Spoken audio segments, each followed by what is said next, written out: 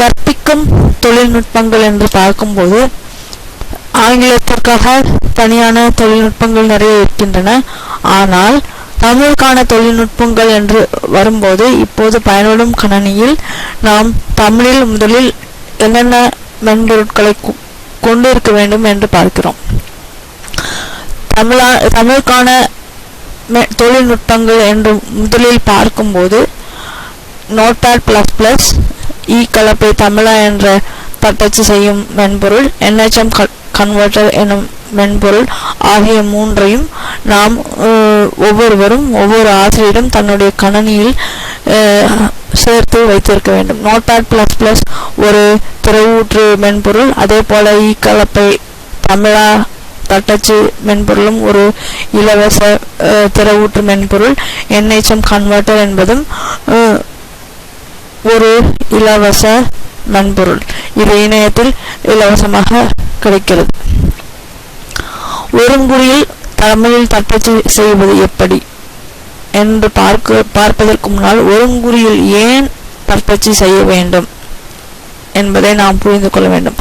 தற்போது தமிழ் தட்டச்சு முறையில் ஒருங்குறி தட்டச்சு முறை, டேஸ் தட்டச்சு முறை ஆகிய இரண்டும் பரவலாக உள்ளன. ஆனால் கணனிகளில் தற்போது ஒருங்குறி தட்டச்சு முறை மட்டுமே சரியாக காணப்படுகிறது. நாம் தட்டச்சு செய்யும் முறை எதுவாக இருந்தாலும் மற்றவர்கள் பார்ப்பதற்கு ஒருங்குறி தட்டச்சு முறையே தற்போது சரியாக வருகிறது. முக்கியமாக இணைய தொழில்நுட்பங்களில் அவை அப்படித்தான் வருகின்றன. இந்த மூன்று மென்பொருட்களையும் நாம் நம் கணனியில் இறக்கி வைத்துக் கொண்ட பிறகு நோட்பேட்++ என்ற ஒரு மென்பொருளை திறக்க வேண்டும்.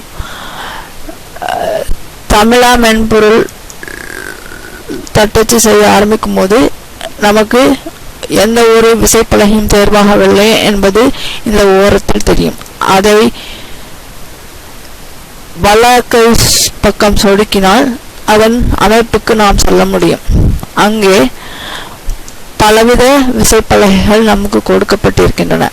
தமிழ்நாடு அரசு அனைவருக்கும் வலியுறுத்துவது தமிழ் 99 என்ற தட்டச்சு முறை பயன்படுத்தி தட்டச்சு செய்ய வேண்டும் என்று கூறுகின்றனர். நான் பல காலங்களாக போனிக்ஸ் தட்டச்சு முறையை பயன்படுத்துவதால் அதிலிருந்து மாற்றுவது எனக்கு மிகவும் சிரமமாக உள்ளது. பலர் இன்னும் பாமணி தட்டச்சு முறையை கொண்டு தட்டச்சு செய்கின்றனர். இந்த மென்பொருளை கொண்டு தட்டச்சு செய்யும் போது நமக்கு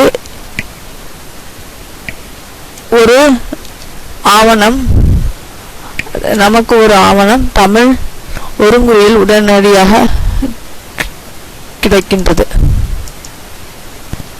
தமிழ் ஒரு நல்ல மொழி, அது நம் தாய் மொழி.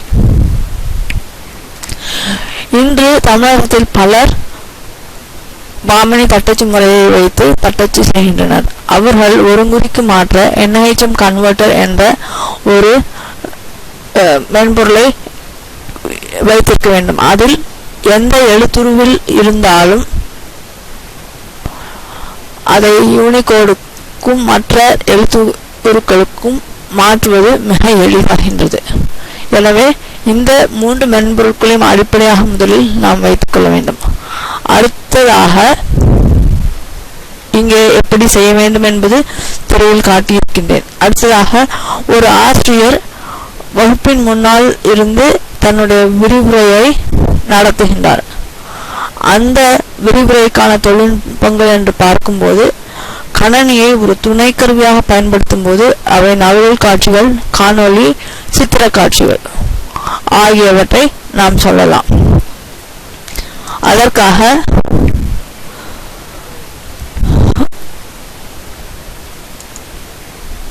நகல் காட்சிகள், காணொளிகள், சித்திர காட்சிகள் ஆகிய மூன்றையும் செய்வதற்கு PowerPoint, Google Docs, YouTube ஆகிய தொழில்நுட்பங்களை நாம் பயன்படுத்த முடியும். PowerPoint பாயிண்ட் என்ற ஒரு மென்பொருள் எல்லாருடைய கணினியிலும் இன்று இருக்கின்றது. அது பலர் எளிதாக கையாளவும் பயன்படுத்துகின்றனர். அவற்றின் மூலம் நழுவல் காட்சிகள், காணொளிகள், சித்திர காட்சிகள் ஆகியவற்றை ஒரே வழியாக எளிதாக செய்யலாம். எவ்வாறு என்று காட்டுகின்றேன். ஒரு ஆவணத்தை நாம் உருவாக்கிய பின் அதை சேமிக்க முயற்சிக்கும் போது நமக்கு இத்தனை வடிவங்கள் கிடைக்கின்றன. MPEG-4 என்பது ஒரு காணொலியாக நம்மால் உருவாக்க முடியும். PowerPoint enabled presentation என்று அமைக்கும் போது அது ஒரு சித்திர காட்சியாக அமைக்க முடியும் என்று பல்வேறு விதங்களில் நம்மால் சேமிக்க முடியும். இதே எக்ஸ்போர்ட் என்ற இதை பார்க்கும்போது PowerPoint தானாகவே ஒரு காணொலியை உருவாக்கி கொடுக்கின்றது. அது மட்டுமல்ல, அதை ஒரு குறுந்தட்டாகவும் நம்மால் செய்ய முடியும், ஒரு PDF-ஆகவும் செய்ய முடியும். எனவே ஒரு நழுவல் காட்சி ஒன்றை கொண்டு ஒரு ஆசிரியர் கணினியை ஒரு நல்ல தொழில்நுட்பமாக பயன்படுத்தலாம். படங்கள் வரைவதற்கு pixten.com, writecomics.com, goanimateforschools.com என்ற இணையதளங்களும் உதவுகின்றன. இங்கு பார்த்தோமானால் PowerPoint-இன் இன்சர்ட் மெனு நமக்கு ஒரு ஆசிரியருக்கு ஒரு நல்ல ஒரு உதவியை செய்யும் ஒரு கருவியாக செயல்படுகின்றது. அதன் மூலம் படங்கள் இணைக்கலாம். நீங்கள் உங்கள் கணினியிலிருந்து எடுக்கப்படும் ஸ்கிரீன்ஷாட்ஸ் அவற்றை நேரடியாக ஒரு PowerPoint-இல் உங்களால் சேர்க்க முடியும். அது மட்டுமல்ல, ஆடியோ என்று பார்த்தீர்கள், ஏற்கனவே நீங்கள் சேமித்து வைத்திருக்கும் ஒரு ஒலி கோப்பையோ அல்லது நீங்களாக ஒரு கணினியோடு உங்களுடைய ஒலிபெருக்கியோடு நீங்கள் ஸ்பீக்கரையும் ஹெட்ஃபோனையும் இணைத்திருந்தால் உங்களால் ஒரு ஒலியை நேரடியாக சேமித்து அதை ஒரு PowerPoint-இல் சேர்க்க முடியும். இவையெல்லாம் ஒரு அடிப்படை தொழில்நுட்பங்கள். இங்கே பார்த்தீர்கள் என்றால் ஸ்கிரீன் ரெக்கார்டிங், ஸ்கிரீன் காஸ்ட் என்பது வேறு, ஸ்கிரீன் ரெக்கார்டிங் அதாவது நீங்கள் இப்போது செய்வதை PowerPoint கொண்டு ஏதாவது செய்கின்றீர்கள் என்றால் அதை அப்படியே இது ஒரு படங்களாக சேமித்து இங்கே நழுவல் காட்சியில் இட்டுவிடும். முக்கியமாக நாம் பார்க்க வேண்டியது மிக்ஸ் என்ற ஒரு தொழில்நுட்பம். இந்த தொழில்நுட்பம் இலவசமாக மிக்ஸ் என்ற ஒரு ஆஃபீஸ் மிக்ஸ் என்ற இணையதளத்தில் கிடைக்கின்றது.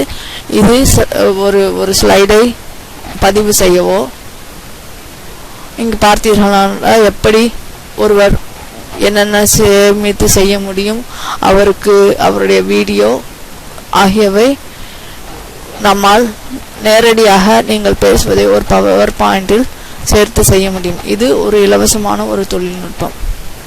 இதே ஆஃபீஸ் மிக்ஸை பார்க்கும்போது screen recording, quizzes and video ஆகியவையும் இங்கே வருகின்றன.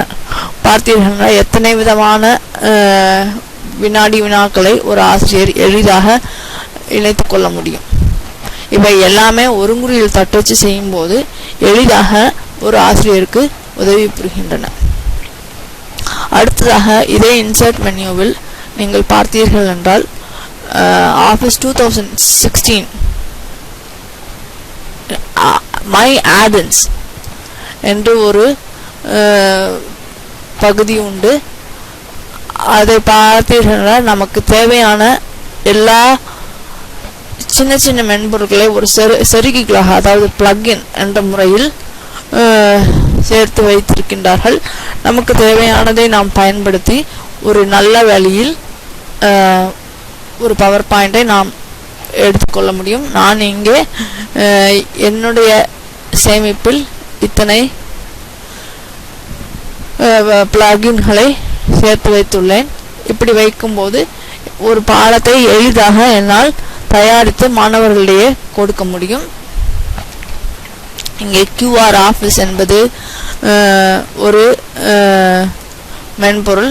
அந்த மென்பொருளை கொண்டு ஒரு அலைபேசி, சாமர்த்திய அலைபேசியை கொண்டு ஒருவர் இந்த அடையாளத்தை பார்த்து எந்த இணையதளத்திற்கு வேண்டுமானாலும் செல்லலாம். இதை கொண்டு ட்ரெஷர் ஹண்ட், ஒரு சாமர்த்திய அலைபேசியை வைத்து ஒரு புதையல் தேடுதல் என்ற ஒரு விளையாட்டை நாம் எளிதாக செய்ய முடியும். அடுத்தது ஒரு சித்திர காட்சி. நம் தமிழகத்தில் நமக்கு வருவதற்கு தமிழகத்தில் தமிழ் பாடங்களில் நிறைய கதைகள் உண்டு, கற்பனை கதைகள் உண்டு, செயல் இலக்கணங்களை நாம் கதைகளாக செய்யலாம். அப்படி செய்யும்போது செய்து பார்த்தீர்கள் என்றால் முதலில் படத்தை இணைக்க வேண்டும். நம்மிடம் படம் இல்லை என்றாலும் இங்கே முதலில் ஒரு புது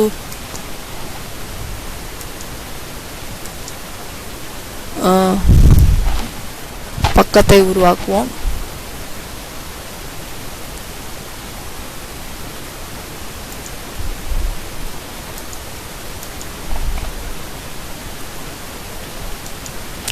ஒரு நிமிடம்.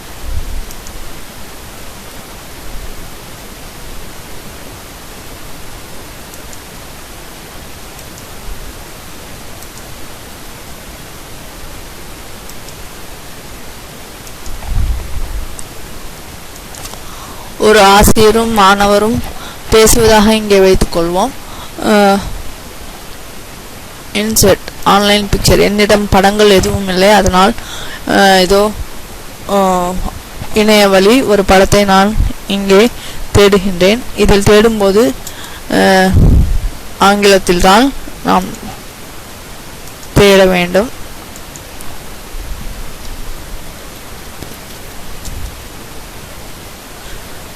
இதோ இத்தனை படங்கள் உள்ளன.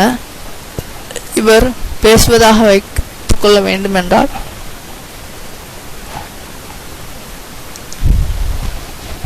இன்சர்ட் ஷேப்ஸ் என்று போய் இங்கே பேச்சு குமிழிகள் உள்ளன. அவற்றை நாம் இங்கு இட முடியும்.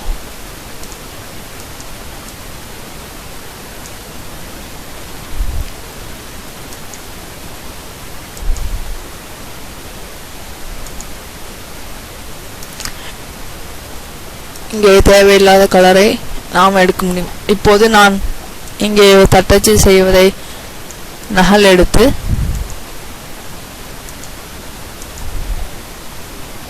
போட்டுவிட்டேன் என்றால்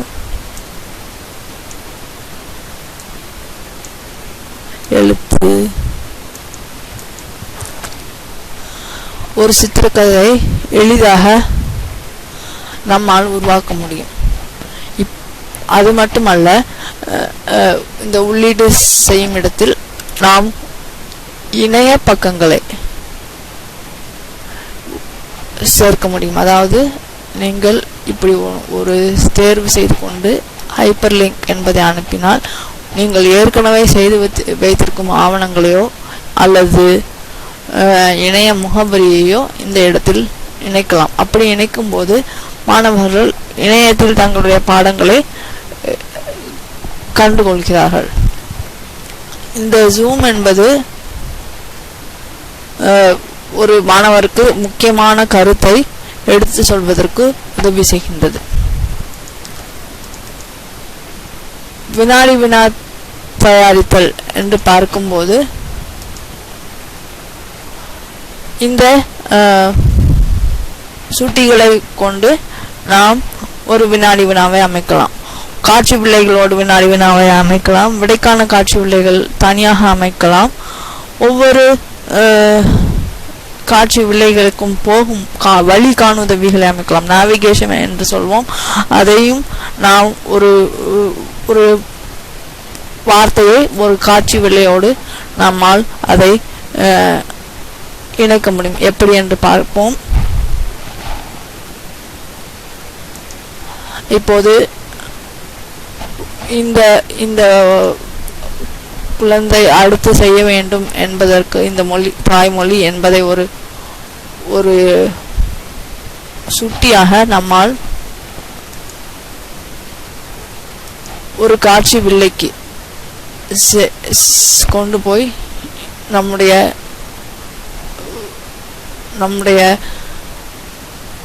குழந்தை அதை அழுத்தும் போது அடுத்த ஒரு கட்டத்திற்கு செல்வதற்கு நம்மால் ஒரு சுட்டியை உருவாக்கி ஒரு கணனியிலிருந்தே இணையதளத்திற்கோ அடுத்த ஒரு விடைக்கோ செல்வதற்கு நம்மால் செய்ய முடியும்.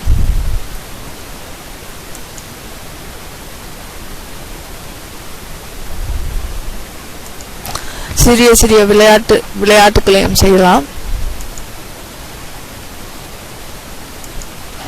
இப்போது பார்த்தீர்களானால் இந்த நட்சத்திரத்தை நான் அழுத்தினால் ஒரு பந்து வருகிறது.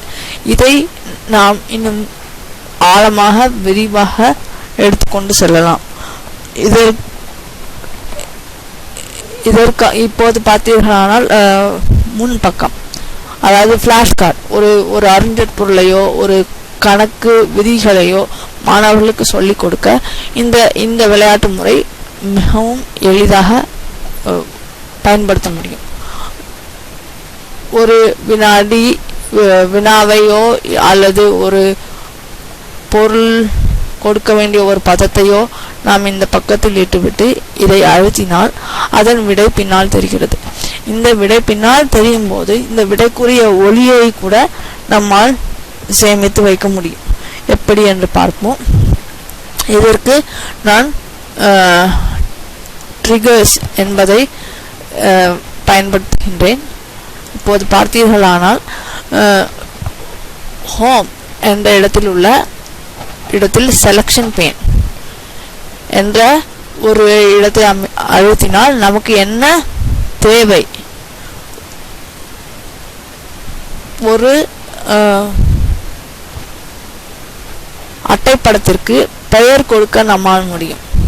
நான் இங்கே இந்த முன்பக்கம் என்று வரக்கூடிய ஒரு பெயருக்கு ஒரு கட்டத்திற்கு பேக் என்று பொருள் கொடுத்துள்ளேன். அடுத்து பின்பக்கம் என்ற வார்த்தை உள்ள ஒரு அட்டைக்கு ஃப்ரண்ட் என்று கொடுத்துள்ளேன். அதை அடுத்து நமக்கு தேவையானது அனிமேஷன் என்ற ஒரு பக்கத்தில் உள்ள அனிமேஷன் பேன். இதை நாம் தெரிந்து கொள்ள வேண்டும். அப்படி தெரிந்து கொண்டால் முதலில் எந்த பொருளை நாம் அழுத்த போகிறோமோ அதில் அந்த பொருளை அழுத்துவதற்கு முன்னால் அந்த பொருள் அழுத்தினால் என்ன நடக்கும், எந்த பொருளில் மாற்றம் ஏற்படுமோ அதை அழுத்தி, இங்கே நான் ஃப்ரண்ட் என்பதை தேர்வு செய்திருக்கின்றேன் என்பது சரியாக தெரிகிறது. அதை அழுத்திய பின் நாம் என்ன ஒரு அனிமேஷன் வேண்டும் என்று தேர்ந்தெடுத்துக் கொள்கிறோம். பின்னர் இந்த ட்ரிகர் என்பதை அழுத்தி ஆன் கிளிக் ஆஃப் இதை அழுத்தும் போது, அதாவது இந்த அனிமேஷன் இந்த பின்பக்கம் என்று சொல்லக்கூடிய அட்டை வர வேண்டும். எப்போது இந்த முன்பக்கம் என்ற ஒரு அட்டையை அழுத்தும் போது. இது ஒரு சின்ன நிரல், ஒரு சிறிய நிரல் நாம் ஒரு நழுவல் காட்சியிலிருந்து தயாரிக்க முடியும். பார்த்தீர்கள், இதோ நமக்கு விடை கிடைத்து விட்டது. அடுத்ததாக செயல்திறன் பாடங்கள். நாம் பாடங்கள் நடத்தும் போது அவற்றை மாணவர்கள் உள்வாங்கி எவ்வாறு நம்மோடு உரையாடுகிறார்கள், ஒருவருக்கொருவர் ஒரு குழுமத்தில் உரையாடுகிறார்கள், பாடத்தோடு எவ்வாறு உறவாடுகிறார்கள் என்பதை பார்ப்பதற்கான ஒரு தொழில்நுட்பம் தான் கூகுள் ஆவணங்கள். இந்த கூகுள் ஆவணங்கள் கொண்டு நாம் மின்னூல்கள், காணொளி, குறுமொழிபரப்பு ஆகியவற்றை நம்மால் எளிதாக செய்ய முடியும். ஒரு மாணவர் தன்னுடைய பாடத்தை பற்றிய தேடல், கேள்வி பதில், ஆராய்வு, கூட்டு முயற்சி, பின்னூட்டம் ஆகியவற்றையும் ஒரு எளிதான முறையில் ஆர்வத்தோடு செய்ய முடியும். இங்கே ஒவ்வொருவருக்கும் ஜிமெயில் உண்டு. அந்த ஜிமெயிலில் கூகுள் டிரைவ் என்பதை அழுத்தினால் நமக்கு ஒரு மைக்ரோசாஃப்ட் ஆஃபீஸ் ஆவணங்களைப் போல கூகுள் ஆவணங்களும் நமக்கு கிடைக்கின்றன. இவை நீங்கள் பார்த்தீர்கள் என்றால், டாக்ஸ் என்பது மைக்ரோசாஃப்ட் வேர்டை ஒட்டியது, ஷீட்ஸ் என்பது மைக்ரோசாஃப்ட் எக்ஸலை ஒட்டியது, ஸ்லைட்ஸ் என்பது பவர் பாயிண்டை போன்றது. அதை தடவி பார்த்தீர்கள் என்றால் கூகுள் ஃபார்ம்ஸ். இவை கேள்வி கேட்பதற்கு, மாணவர்கள் தங்களுடைய பங்கு கொள்வதற்கு சரியாக இருக்கும். அதே போல மைக்ரோசாஃப்ட் ஆஃபீஸில் உள்ளது போல கனெக்ட் மோர் ஆப்ஸ் என்று பார்த்தீர்கள் என்றால், இங்கே எத்தனையோ செருகிகள் நம்மால் பயன்படுத்த முடியும். நான் இங்கே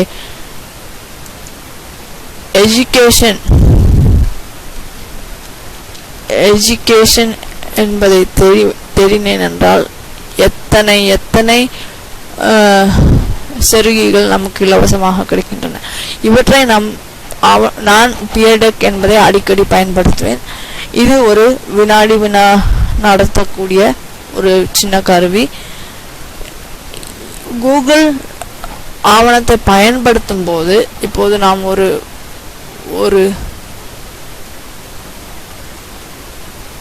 கூகுள்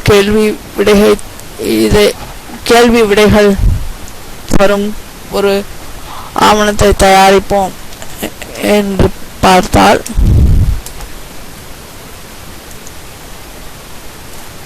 தமிழில் தட்டச்சு செய்.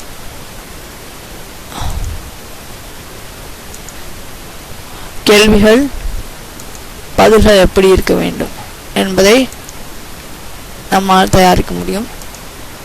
கேள்விகள் எப்படி இருக்க வேண்டும் என்பதை இங்கே கொடுக்கப்பட்டுள்ளது.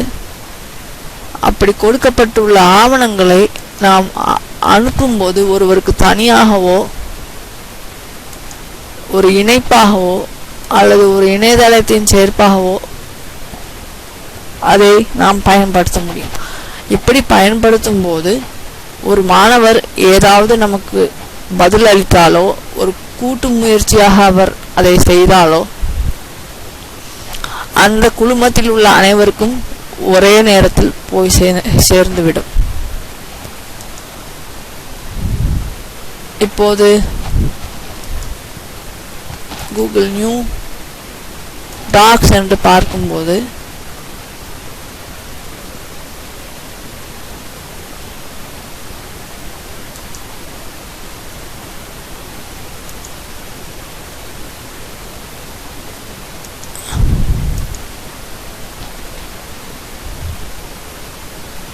இந்த ஆவணத்தின் ஒரு சில பகுதிகளை நான் இங்கே போட்டு காண்பிக்கின்றேன். இதில் இப்படிப்பட்ட ஒரு ஆவணத்தை ஒரு மாணவர் உங்களுக்கு கட்டுரையாக தயாரித்து கொடுத்திருக்கின்றார் என்றால், அதில் நீங்கள் கமெண்ட் செய்யும்போது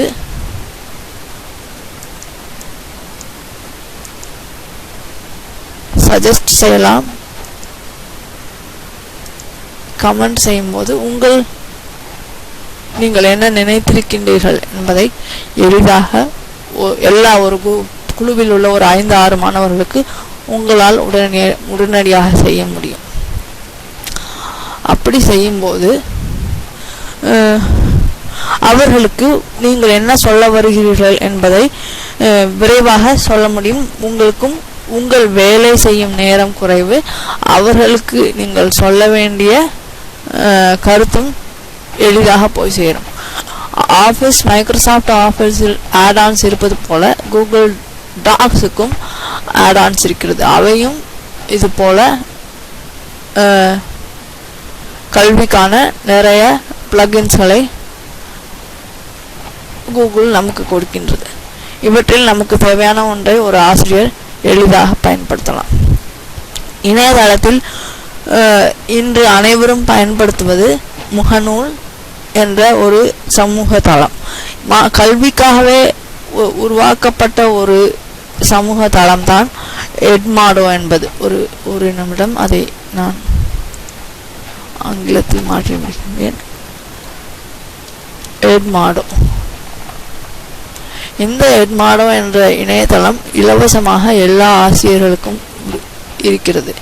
இதில் நீங்கள் ஒரு ஆசிரியராக கலந்து கொண்ட பின் நீங்கள் உங்கள் கூகுள் மெயிலை வைத்து கூட இந்த வகுப்பறையை ஆரம்பிக்கலாம். நான் ஏற்கனவே இங்கே ஆரம்பித்து வைத்திருக்கின்றேன். என்னுடைய நிறுவனத்தின் பெயரில் இதை ஆரம்பிக்கின்றேன். நமக்கு அமெரிக்காவில் உள்ள எல்லா பள்ளிகளில் உள்ள சில பட்டியல்கள் இங்கு கிடைக்கும். அது நமக்கு தேவையில்லை என்பதால் நாம் அவற்றிலிருந்து வெளியே வந்து விடலாம். இங்கே நமக்கு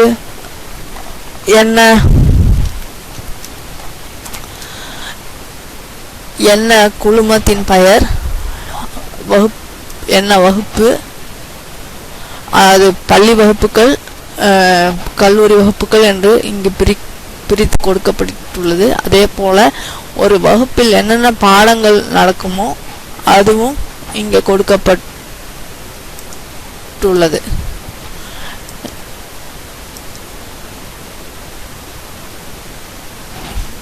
இதோ உங்களுக்கு உங்கள் வகுப்பறை இங்கே ஆரம்பமாகிவிட்டது. இதில் நீங்கள் முதலில் உங்கள் குழுவில் இன்னும் ஒரு சிறு குழுவை ஆரம்பிக்க முடியும்.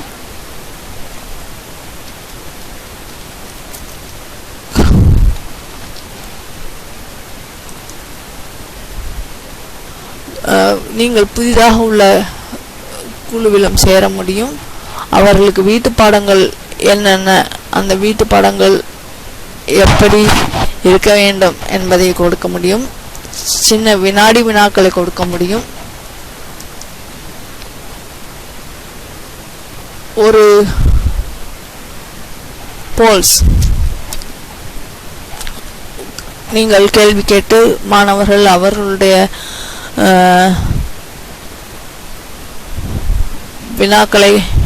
விடைகளை எளிதாக கொடுக்கவும் முடியும்.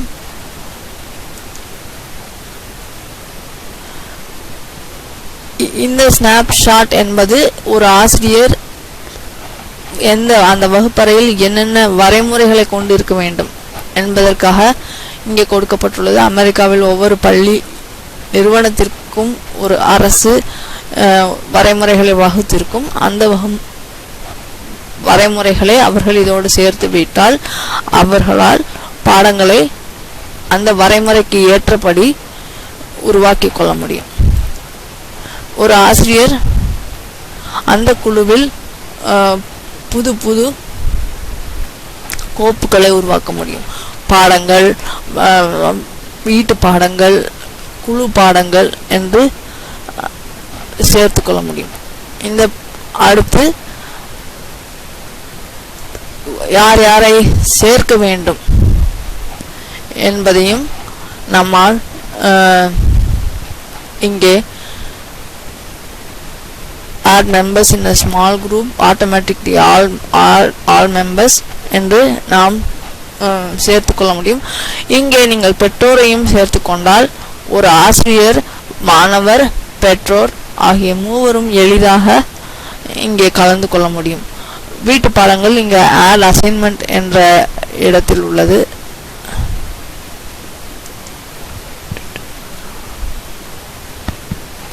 அது தவிர நீங்கள் மைக்ரோசாஃப்ட் ஆஃபீஸ் பயன்படுத்துபவர்களாக இருந்தால் அவர்கள் தங்களுடைய ஆவணங்களை இதன் வழி இதில் சேர்த்து கொள்ள முடியும். உங்களுக்கு உங்கள் மாணவர்கள் ஏதாவது குறிப்புகளோ பதில்களோ அனுப்பியிருந்தால் உங்களுக்கு இங்கே கொண்டு வந்து நோட்டிஃபிகேஷன் என்று வரும். அதாவது இது ஆசிரியர், மாணவர், பெற்றோர் ஆகிய மூவருக்குமான ஒரு சமூக தளம். இதில் மாணவர்கள் உங்கள் அனுமதியின்றி எந்த ஒரு செயலையும் செய்ய முடியாது. நீங்கள் அனுமதிக்கும் செயல்கள் மட்டுமே இதில் செய்ய முடியும். ஒவ்வொரு மாணவனுடைய வளர்ச்சியை உங்களால் என்ன வீட்டு படம் செய்திருக்கிறார், எதில் அவர் கஷ்டப்படுகிறார், எதில் அவர் நேர்த்தியாக செய்கின்றார் என்பவற்றையும் உங்களால் கொடுக்க முடியும். இந்த பேட்ஜஸ் என்பது அவர்கள் ஒரு காரியத்தை செய்துவிட்டால் ஒரு பாராட்டுக்குரிய சான்றிதழ்களை வழங்கும் வழியாக இது அமைந்துள்ளது. லைப்ரரி என்று பார்க்கும்போது நீங்கள் உங்களுக்கு தேவையான வினாடி வினா எல்லாவற்றையும் தயாரித்து இங்கே சேர்த்து விடலாம். அப்படி சேர்த்து விடும்போது மாணவர்களால் இதை பயன்படுத்த முடியும். மாணவர்களால் கணினியில் மட்டுமன்றி அவர்களுடைய கைபேசியிலும் பயன்படுத்த முடியும். அதுதான் இந்த மென்பொருளின், இலவச மென்பொருள், இணையத்தில் கிடைக்கும் ஒரு மென்பொருளின் ஒரு நல்ல வசதி. இந்த வசதிகளை பயன்படுத்தி ஒரு மாணவர் கண்டிப்பாக ஒரு நல்ல முறையில் தன் பாடங்களை ஆசிரியரின் உதவி இல்லாமல் மீண்டும் மீண்டும் படிக்க உதவும் என்று கூறி என் உரையை முடிக்கின்றேன். நன்றி, வணக்கம்.